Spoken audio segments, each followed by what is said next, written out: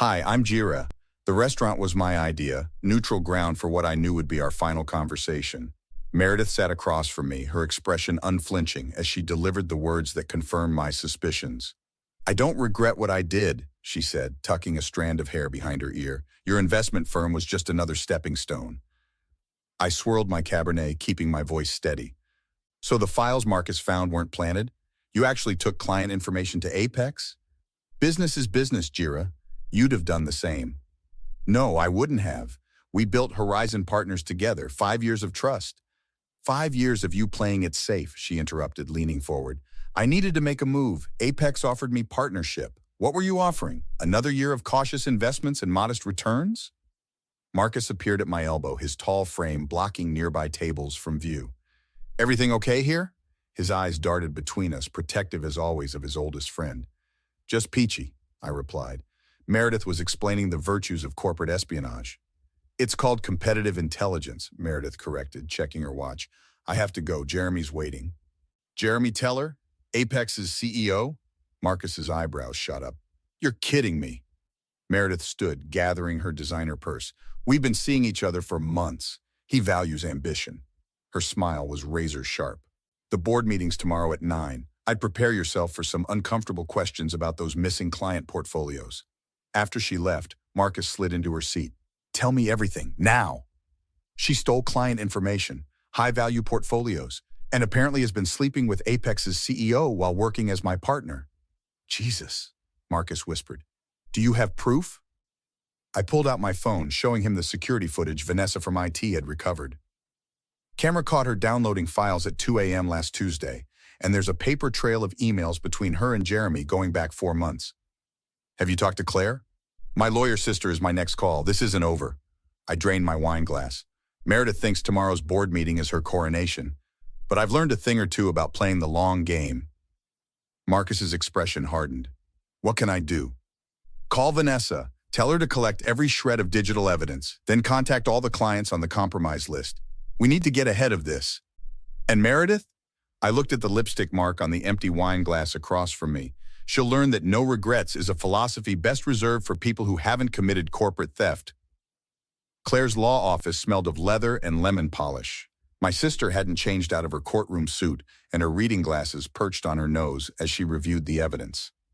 This is textbook corporate espionage, she said, looking up. The emails, the security footage, the timestamp downloads, it's enough for criminal charges, not just civil action. Will it hold up? I asked, pacing the office. Against her and potentially Apex too, if we can prove Jeremy knew the information was stolen? Claire removed her glasses. But are you sure you want to go nuclear? These were your partners? She betrayed every principle we built the company on, Claire. She stole from our clients. The door opened and Vanessa entered, tablet in hand. Sorry I'm late. Traffic was insane. She nodded to Claire before turning to me. I've got something you need to see. She placed the tablet on the desk, pulling up an email chain. Meredith didn't just take client information. She altered performance reports before the theft, made her investment decisions look better than yours for the last year. That's fraud, Claire said quietly. It gets worse, Vanessa continued, swiping to another document. She's been systematically undermining your position with the board. These are draft presentations for tomorrow's meeting. She's planning to argue that you've been negligent. I sat heavily in the leather chair. She's not just leaving, she's trying to push me out. Can we stop her? Claire asked Vanessa. With this evidence? Absolutely. But we need to move fast. My phone buzzed, a text from Marcus. Emergency, call me now. I stepped into the hallway to call him. His voice was tight with urgency. Jire, I just got off the phone with Thomas Walker. Our biggest client? Why would he?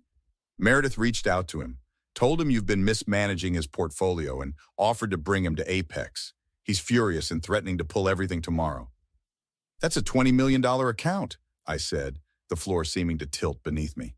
I know, and if he goes, others will follow. I returned to Claire's office, relaying the conversation. Claire and Vanessa exchanged looks. That changes our timeline, Claire said. We need to contact the SEC tonight. Won't that take too long, I asked. Not with what we have, and I know people who can expedite this. Vanessa's fingers flew across her tablet. I can compile everything into an airtight package within the hour. What about the board meeting? I asked. You'll attend, Claire said firmly. Act normal. Let Meredith make her play. While the SEC is being notified, I clarified. Claire nodded. Exactly. And Vanessa will brief the board chairman privately before the meeting begins. Howard's always liked you better anyway, Vanessa said with a thin smile. You think Howard will believe me over her? She's been poisoning the well for months. Evidence doesn't lie, Claire replied. And Howard Preston has been on our father's fishing boat every summer for 20 years. He'll listen. I stared at the ceiling, conflicted. This will destroy her career. She made her choice, Vanessa said quietly. Now you need to make yours. Just to play devil's advocate, I started. What if we just confront her privately? Give her a chance to... To what? Claire interrupted sharply. Return the stolen information? Undo the fraud? She's already contacted your clients. If you don't act decisively, you'll lose everything Dad built. The mention of our father settled it. Make the calls, I said. All of them. The boardroom was silent as I laid out the evidence. Meredith's face had transitioned from confidence to shock to rage as the presentation continued. Howard Preston, our silver-haired chairman, removed his glasses slowly. Miss Collins, these allegations are extremely serious. Do you wish to respond? Meredith straightened in her chair. This is absurd. Jira is obviously retaliating because I tendered my resignation. Resignation, I repeated. Is that what you call stealing client data and committing fraud? I took nothing that wasn't mine. I helped build those client relationships. Thomas Walker, who I'd insisted attend, leaned forward. You told me Jira had been mismanaging my investments. According to these records, that was a lie. Thomas, you have to understand, Meredith began. I understand perfectly, Walker cut her off. You manipulated data to make yourself look better at his expense. Meredith's eyes darted around the table. This is a witch hunt. Jeremy and Apex will... Jeremy Teller won't be helping anyone, Howard said quietly. The SEC arrived at Apex's offices 30 minutes ago. The color drained from her face. You can't be serious. Deadly serious, I replied. Corporate espionage, fraud, client tampering. The regulators take those quite seriously, as does the district attorney. You're bluffing, she whispered. The boardroom door opened and a woman in a dark suit entered, flanked by two men. Meredith Collins? The woman asked. Yes? I'm Special Agent Rebecca Chen, FBI. We have some questions about certain financial activities between you and Apex Investments. Meredith stood shakily. I want my lawyer. That's your right, Agent Chen replied calmly. Jira, please, Meredith said, her voice cracking. We can work this out. We've known each other too long to... 5 years, 3 months, and 17 days, I interrupted. Not long enough, apparently, for loyalty to matter. I made a mistake, she pleaded. I'm sorry. No, you're sorry you got caught. There's a difference. As the agents moved toward her, Meredith's composure cracked completely. You don't understand what was at stake for me, she said, voice rising. Jeremy promised me everything you wouldn't give me. I leaned forward. What exactly did I withhold, Meredith? Partnership? You already had that. Authority? You ran your own division. What was worth betraying everyone who trusted you? Recognition, she snapped, hands flat on the table. You and your cautious approach is always hiding in your father's shadow. I deserved more. Howard cleared his throat. Miss Collins, I suggest you save this for your attorney. No, she said, eyes locked on mine. I want Jira to hear this. We could have been great. Apex approached me 6 months ago. I told them no initially. I was loyal to you. Until you weren't, I replied evenly. Until I saw your 5-year plan, she countered. All that talk about steady growth and client retention, where was the vision, the ambition? You were content to be a caretaker while I wanted to build something extraordinary. Marcus, standing behind me, leaned down. Don't engage with her, Jira. She's trying to justify theft. But I needed to hear it. So you decided theft and fraud were acceptable paths to your ambition? I decided I wouldn't let your mediocrity define my future, she replied, voice steadier now. Jeremy recognized what you never did, that I'm exceptional, that I deserve exceptional things. And how exceptional will you feel in federal custody? Thomas Walker asked coldly. Meredith's gaze swept the room, reality seemingly settling in. All of you sitting in judgment. You have no idea what it's like to be overlooked, to be the brilliant one in the room that no one listens to. We listened, I said quietly. Every budget meeting, every strategy session, your voice was heard. What you couldn't accept was that sometimes your ideas weren't better, just different.